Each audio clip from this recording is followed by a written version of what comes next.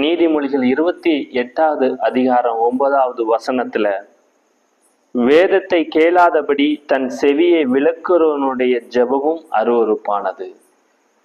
பாருங்க, இந்த வார்த்தையை பாருங்க, ஆண்டவர் தெளிவாக சொல்கிறார். நம்ம சில பேர் இருக்கிறாங்க, ஒரு பாஸ்டர் சொல்லுகிற வார்த்தை, ஒரு தேவ ஊழியர் சொல்லுகிற அந்த வசனத்தை கேட்கணும், அதன்படி நம்ம நடக்கணும், அதுதான் நம்ம வாழ்க்கைக்கு ஆசீர்வாதம், அதன் மூலியமாக நம்ம ஜெபிக்கிற ஜெபம் கர்த்தரிடத்துல போய் சேரும், நமக்கு அதன் மூலியமா விடுதலை தருவார், ஆசீர்வாதத்தை தருவார் என்று சில பேர் நினைக்கிறது இல்லை.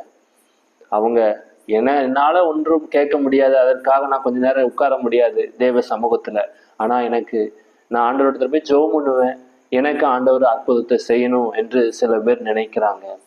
இல்லை, தேவனுடைய பிள்ளைங்களை அது நிச்சயம் இல்லை. கர்த்தருடைய சமூகத்துல காத்திருந்து அவருடைய கட்டளைகளுக்கு கீழ்ப்படிந்து அதற்கு பிறகு அவரோடு ஒப்புரவாகி நம்ம ஜெபிக்கும் போதுதான் அந்த ஜெபத்தை தான் கர்த்தர் அவர் உன்னிப்பாக கேட்பார். உங்க விண்ணப்பத்திற்கு அவர் பதில் கொடுப்பார்.